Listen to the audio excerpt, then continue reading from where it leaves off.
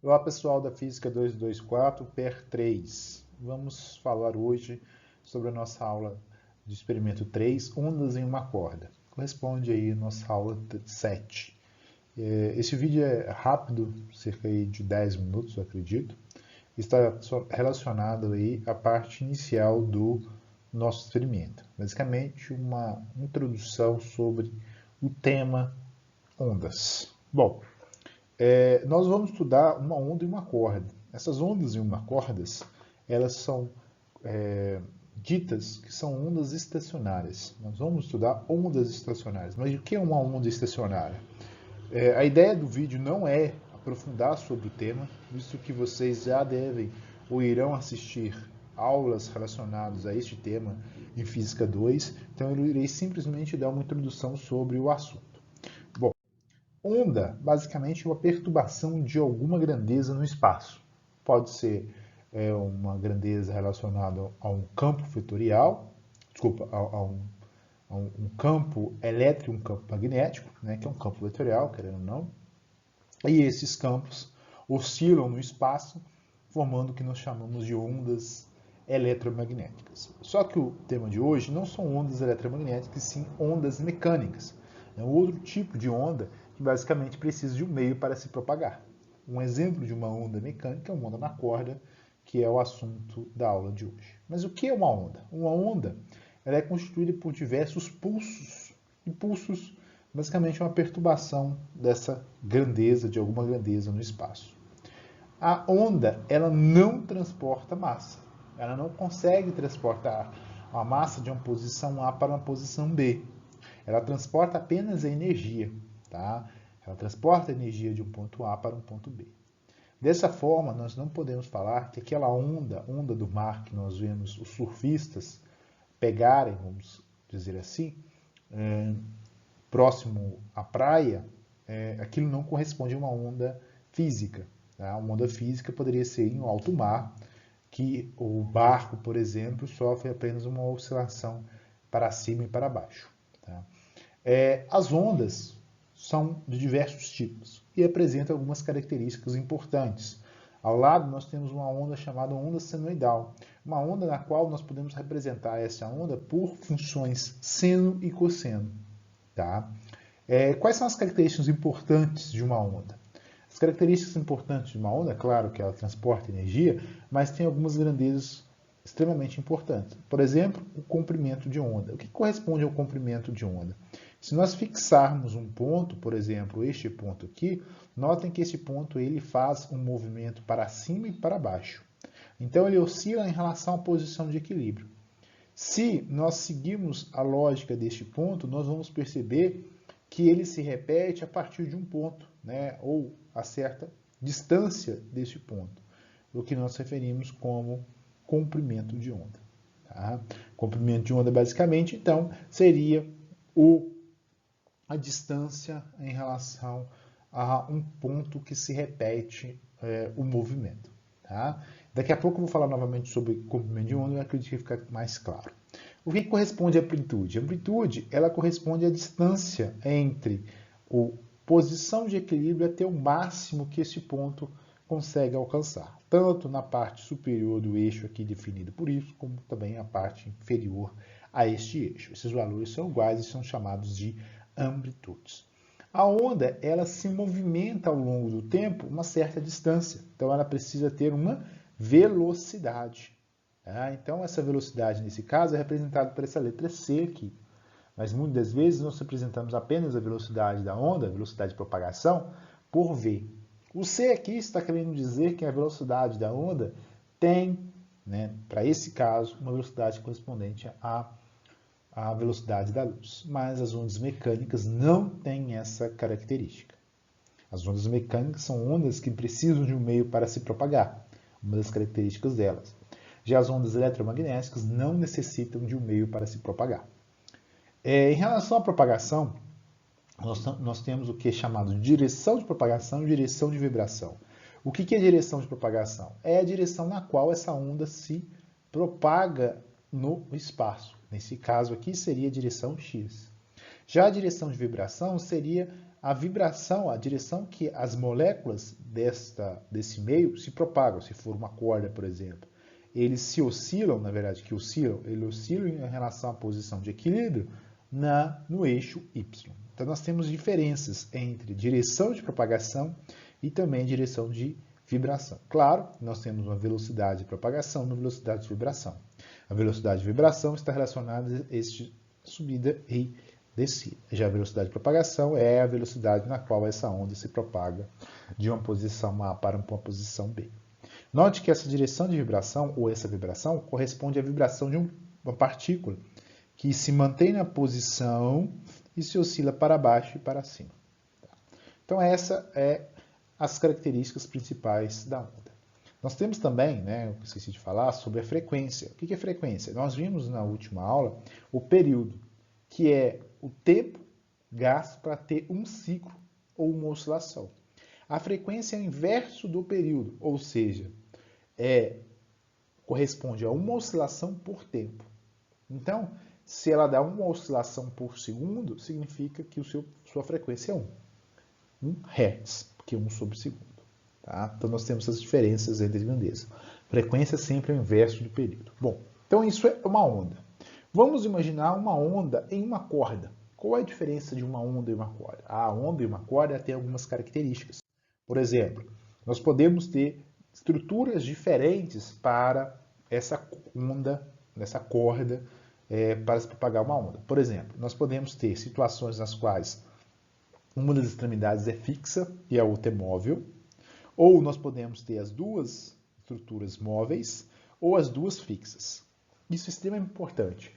Se essas condições, para cada uma dessas condições, nós temos efeitos diferentes. Nós temos uma coisa chamada nó e chamado ventre. O nó corresponde a um ponto que ele não muda em relação ao tempo. Ele sempre é estático. Já o ventre são regiões nas quais oscilam em relação ao tempo. Então, se vocês perceberem, todo ponto que é fixo, nós temos um ponto na qual ele não se altera em relação ao tempo. Então, são pontos chamados nós. E quando nós temos situações onde esse ponto se move, nós temos ventres. Então, a condição de fixo ou móvel vai interferir nessas condições de ventre ou nó nas suas extremidades. Tá? Vamos pegar o primeiro caso, por exemplo. No primeiro caso, que está ilustrado, nós temos uma extremidade fixa e uma extremidade móvel. Toda extremidade fixa nós temos um nó, toda extremidade móvel nós temos um ventre. Então nós temos algumas possibilidades. Nós temos uma possibilidade na qual a distância entre esses pontos corresponde ao comprimento de onda sobre 2. Ou seja, não é possível dar uma oscilação por completo. Tá? Só que se nós alterarmos as condições do sistema, é possível ter um comprimento de onda. Ou ainda outros múltiplos do comprimento de onda, alterando algumas condições das ondas da corda, que daqui a pouco nós iremos discutir. Bom, da mesma forma que para a situação na qual nós temos liberdade nos dois extremos, nós temos outras condições. Nós temos condições diferentes, tanto para um fixo e um móvel, quanto para dois pontos fixos. No experimento de hoje, nós vamos trabalhar principalmente com essa estrutura aqui. E essa estrutura, nós já podemos perceber que há situações nas quais nós temos comprimento de ondas em relação ao comprimento dessa corda. O comprimento da corda seria essa distância aqui entre os pontos. Tá? Vamos analisar individualmente essas cordas. O que nós vamos ter? Individualmente, e como são formadas essas ondas, que nós chamamos de ondas estacionárias, basicamente é o seguinte: vamos considerar que esses pontos aqui são os pontos fixos. São uma corda na qual as duas extremidades são fixas. Então, nós teremos nós entre elas. Se caso nós temos uma fonte aqui, uma fonte de onda, ela irá produzir uma onda que eu estou representando em azul. Essa onda se propagará nesse sentido. Quando ela chegar a essa extremidade aqui, ela vai sofrer a reflexão. E ela retorna no outro sentido. Só que como essa fonte aqui não emite apenas um ponto, mas emite frequentemente pontos, nós teremos que essas duas ondas irão se propagar na corda. Então, em um momento, nós vamos ter o que é chamado de interferência. O momento na qual essas ondas elas irão se encontrar, podendo somar as suas amplitudes ou subtrair as suas amplitudes. Note que os pontos nos quais eles sempre subtraem são esses pontos que aqui estão, em vermelho, que nós chamamos de nós. Esses pontos sempre são estacionários, sempre estarão nesse ponto fixo, ou seja, nesse ponto as ondas em rosa e em vermelho, elas se sobrepõem tendo um resultado nulo, sempre um resultado nulo. Tá? Já os pontos que oscilam, e principalmente esses valores máximos aqui, são chamados de ventres, são nos quais nós temos frequentemente valores para a amplitude que dependem das posições de uma onda em relação a outra onda. Bom, o que é o comprimento de onda? O comprimento de onda, então, vai corresponder à distância entre um ciclo, ou seja, essa distância aqui. Tá? Essa distância é o comprimento de onda. Nesse caso aqui, essa corda, o seu tamanho corresponde a 2 comprimentos de onda. Tá? A 2 comprimentos de onda. É importante dizer, né, que a velocidade de uma onda sempre é o comprimento de onda vezes a sua frequência. Ou nós podemos escrever também que a velocidade da onda, velocidade de propagação, corresponde ao comprimento de onda dividido por período. Então nós temos essas duas equações que são extremamente importantes para qualquer tipo de onda. Nesse caso aqui, uma onda em uma corda. Nós dizemos que essa onda em uma corda é uma onda estacionária porque ela independe do tempo. As posições em vermelho serão sempre nós. Tá? E essas ondas estacionárias são produzidas através do efeito que nós chamamos de interferência. O que influencia essa onda? Ela existe uma velocidade. Essas equações aqui nos falam que a velocidade pode ser influenciada pelo comprimento de onda e a frequência. Porém, há outras condições que nós temos para essa velocidade, né? Não só para a velocidade, mas também para o comprimento de onda. Uma característica importante para essa corda, né, é essa distância que eu vou chamar de L, que é o comprimento dessa corda entre os pontos.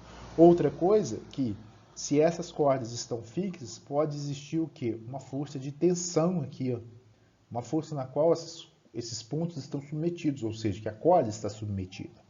E a corda tem uma característica, a característica que nós chamamos de massa específica. A massa específica corresponde basicamente à quantidade de massa por unidade de comprimento. Tá? É a densidade. É a massa pelo comprimento, se nós considerarmos que essa corda é homogênea. Então nós temos essa equação. Bom, para dadas frequências, né, existem algumas frequências nas quais nós temos configurações como essa, de ondas estacionárias. Não são qualquer frequências que nós teremos ondas estacionárias, são algumas frequências que nós podemos observar isso. E essas frequências vão depender aí dessas propriedades, das propriedades como velocidade, das propriedades como densidade, como também a tensão que a corda é submetida. Em relação à velocidade, nós podemos observar, a partir de tantos experimentos também com teoria, que a velocidade da onda, além de depender do comprimento de onda da frequência, para estrutura como essa, na qual a corda está fixa nos 2 pontos, a sua velocidade vai depender da tensão na qual ela sofre, que eu vou chamar de tal, sobre a densidade, sobre a massa específica desta corda. Então nós temos essa equação aqui que nos determina a velocidade da onda. Bom, existe outra relação também das possíveis comprimentos de ondas, ou uma relação entre o comprimento de onda e o comprimento da onda. Nós temos que, para estruturas como essas, nas quais a corda tem os pontos fixos, há uma relação entre L, que é o comprimento da corda, com o comprimento de onda lambda. Nós temos que o comprimento da corda é n vezes lambda sobre 2, onde esse n é chamado de número harmônico. Está relacionado às frequências possíveis para a criação de uma onda estacionária. Bom, esse n sempre é um número de 0, 1, 2, 3, 4, 5. Tá?